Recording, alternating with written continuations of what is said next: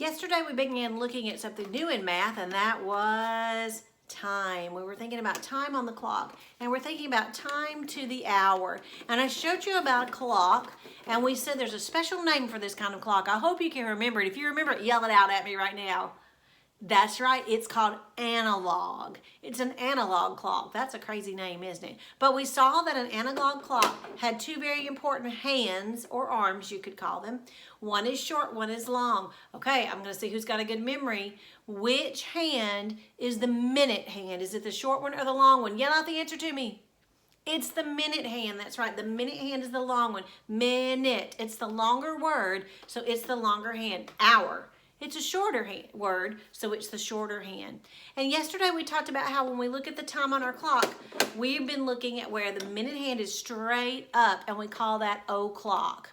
Go ahead and go grab your little clock today, and we'll have a little more fun making time on the clock. So pause this video, go grab your clock, and come right back. Okay, now that everybody's got their clock, we're ready to set some times on the clock. So remember I said this is called the digital time. The digital time. Remember, numbers are digits, so it's just where we look at the digits. So this is the digital clock. And so we see that first on a digital clock, we see the hour, then we see those two little dots, and afterwards we're seeing 00, and that 00 lets us know it's o'clock. It really means that it's not any minutes after it yet. It's just starting that hour. So it says 12 o'clock. So when I say 12 o'clock on my clock, both of my hands are straight up. 12 o'clock. Set your clock for 12 o'clock. Hold it up and show me when you're finished. All right, good job. Okay, we're gonna set our clocks for some different times again like we did yesterday. So first I'm gonna show you the digital time, and then you set your clock for that time. Here we go. 2 o'clock. Set your clock for 2 o'clock. Good job. The hour hand is pointing to the 2. The minute hand is pointing straight up to the 12. Okay, let's try another one. Set your clock for 6 o'clock. All right.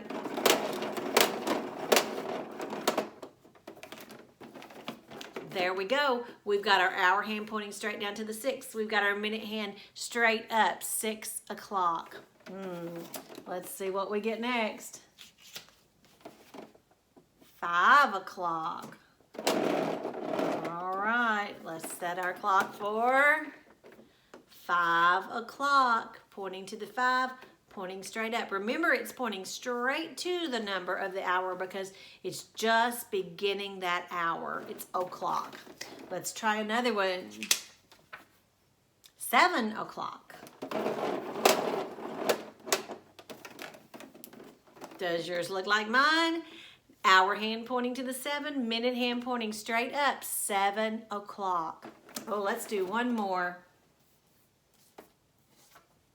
Well, we've done that one.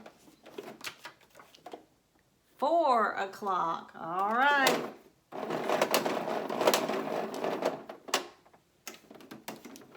All right, show me your clock. Does it look like mine? Hour hand pointing to the 4 and the minute hand pointing straight up, 4 o'clock. Good job working with your clocks today. Now, I want to show you what you do. If you had a paper like this, you had a clock that has no hands on the clock, and you have to draw the hands on the clock.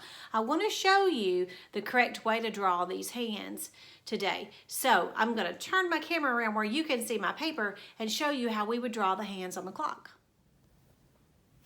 Okay, I'm looking at the first clock here, and I see that it says 10 o'clock. So I know that it says o'clock, so that my minute hand is going to have to be going up to the 12. So I'm always going to start at the little dot in the middle, and I'm going to go straight up, and I'm going to go all the way to the edge. And that lets me know that that's the long hand, and it is o'clock.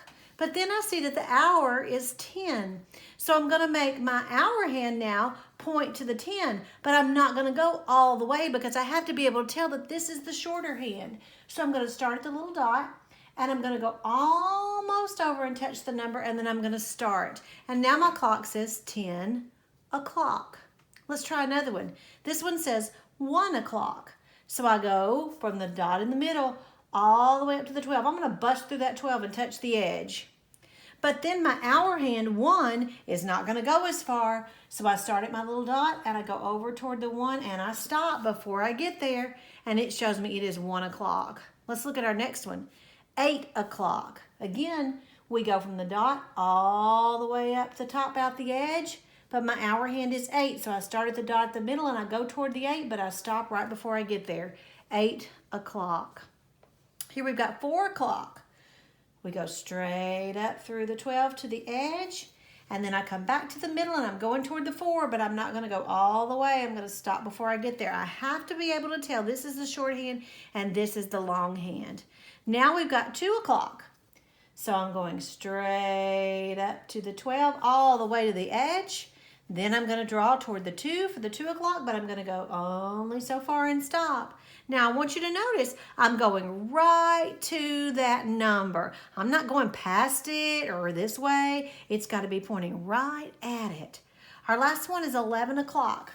I'm going to start at the middle. I go all the way up through that 12. That lets me know it's o'clock, but the hour is 11. So I'm starting at that dot, and I go right toward that 11, and I stop right before I get there, 11 o'clock.